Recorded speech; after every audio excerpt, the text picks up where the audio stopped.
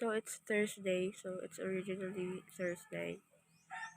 Naisipan ko na lang i-vlog this morning kasi aga ko nagising. Aga mang gising ng Lulu. So, kanina, a little story. Since tulog pa sila, kaya nakapag-vlog ako kasi gigisingin ko sila maya-maya. I woke up at 3:35 actually. I'm well aware of what I dreamt about. It was just a little nightmare. Then, sunod-sunod na yung kaba ko. So, yun, alam mo yun na, alas 3, no? Pero before, nung bata pa ako, like, 3 a.m. is a normal thing to wake up. It's like nothing. Kasi dati, di uso dito gas. Ano talaga, kahoy ang gamit. So, naisipan namin na dito matulog. Yan.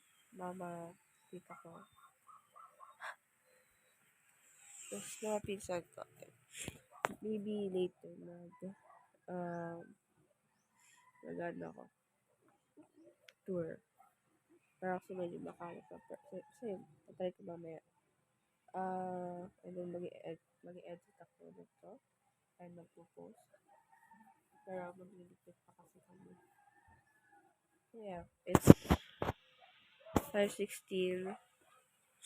Nag-vlog na lang ako. Para hindi na matambakan pag-video. So, may klase ako ngayon. 7.